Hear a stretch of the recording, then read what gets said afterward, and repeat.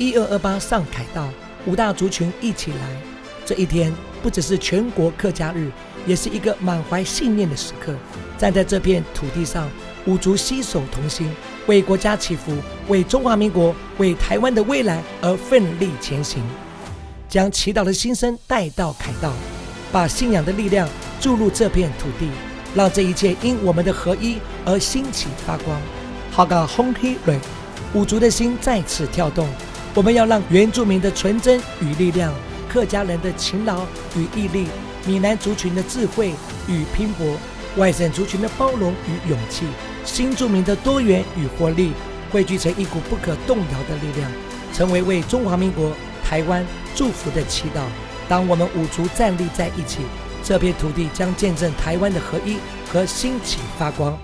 这一刻，我们的祈祷不仅是为族群的存续，更为这片土地的和平、繁荣与公益。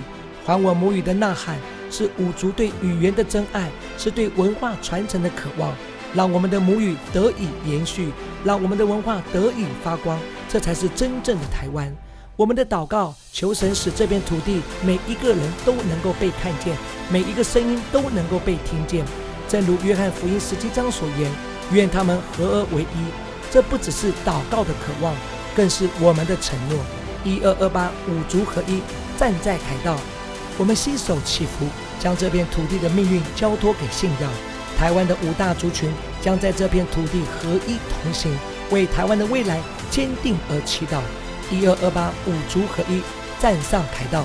当我们一起挺身而出，这片土地就见证了合一的真正意义。五大族群不再是孤立的个体，而是一个整体，一个心跳，一个声音。好个轰黑蕊，五族合一同行。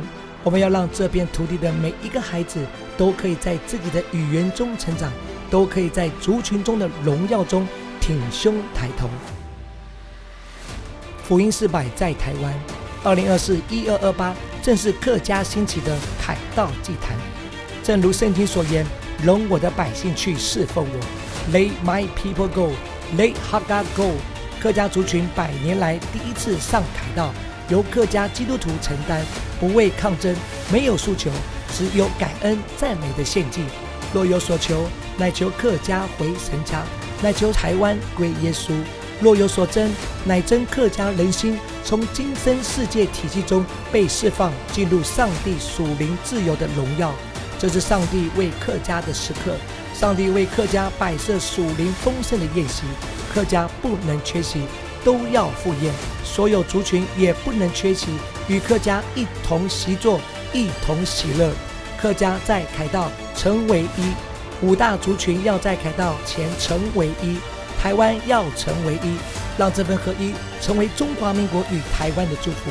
凯道成为我们的圣坛，见证中华民国的信仰与台湾团结的力量。五族同心，我们就是一，为这片土地合一发光。